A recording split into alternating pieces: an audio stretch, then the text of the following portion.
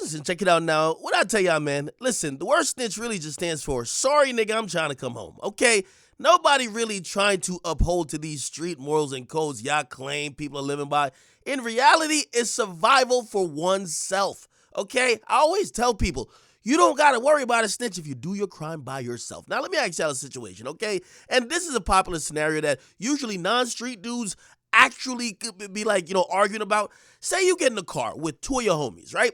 And y'all get in the car, I don't know, maybe y'all driving to McDonald's, okay? Cool, y'all driving to McDonald's, cops pull y'all over. Basically, one of your mans had a gun on him, and he threw the gun underneath the goddamn, chair, okay? Underneath the seat. Now, the cops find the gun, basically look at all y'all and say, yo, whose gun is this, okay? Nobody says nothing. Remember, you ain't gonna say nothing even though it ain't your gun. You ain't gonna say nothing. You know why? Because you ain't no snitch, okay? Anyway, y'all all basically get locked up for gun possession, and you're now hoping that, basically legally, and also your homie knowing that you ain't got nothing to do with that gun, you're gonna be fine. Except they run the prints on the gun, they run ballistics, they come back and say, yo, that gun was used in 5 murders, okay? Now they said, hey, whose gun it is again? Nobody says nothing. You don't say nothing, the other two homies don't say nothing, okay?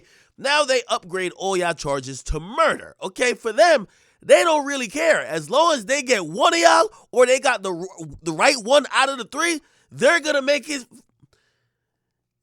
be all right. Okay, cool. So now you got a murder charge for a gun you didn't have, and you're kind of waiting for your homie to kind of let you off the hook, except it never happens. At what point do you actually tell the cops yourself, brother, it wasn't my gun. He came in here, he threw the gun under the seat. It's not my gun, it's his. Now, that would be considered snitching in the streets.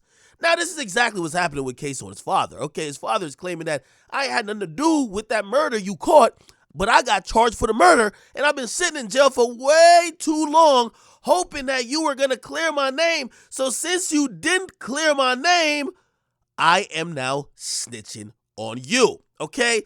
Now, essentially, if you don't know, I was confused when I was reading the story before because I couldn't believe a father would tell on his own son. But the father, Ksoo's dad, got moved out of the jail, and he's now on the witness list for the prosecutor, which means he will be testifying in court against his son, okay? Now, he actually, wherever his facility he got moved to, he clearly got some great Wi-Fi and probably an iPad, okay? Because he wrote up in a goddamn statement explaining to people in the free world who are judging him why he's telling on his son. And listen to this reasoning. He says this: if it was me and my daddy, Shaka, R.I.P., in a situation like this, I would have been freed my daddy a long time ago, no matter what my consequences would have been. No justification needed, especially if he's a good/great daddy. That part. He could do more for me out of jail/prison. Who leave their daddy in jail to rot, especially when you know he innocent?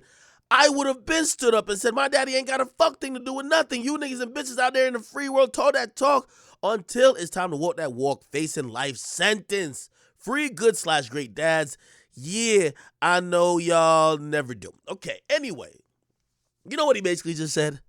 He pretty much just told on Ksoo, even in an Instagram post. Okay, I hope he got his deal already because he just told on him in the post.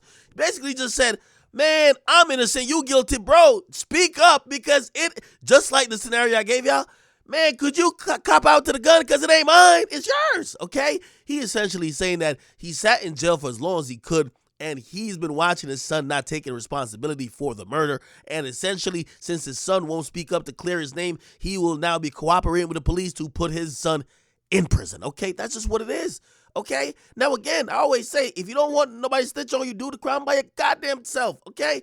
Now, people always say, well, blood is thicker than water. Well, damn, what the heck is this? If your own father is telling on you, what could you expect from a homie? Now, let me just say this, right? And I'm going to get a little bit more into this actual murder case. I'm going to give you all a better explanation on the next video. But Ksoo and his dad, if you don't know, Ksoo's dad was on the news before because he was driving his sons and somebody shot up a car, right? One of his sons got killed, right? And that's Ksoo's brother. So people thought that, him and Ksoo went to do a revenge killing, and that's why they caught the murder charge. So you're thinking they're both kind of complicit. They both got charged with murder after somebody tried to murder them, and also one of their brothers and sons got killed, right? However, the dad is basically just saying he wasn't with none of that, okay?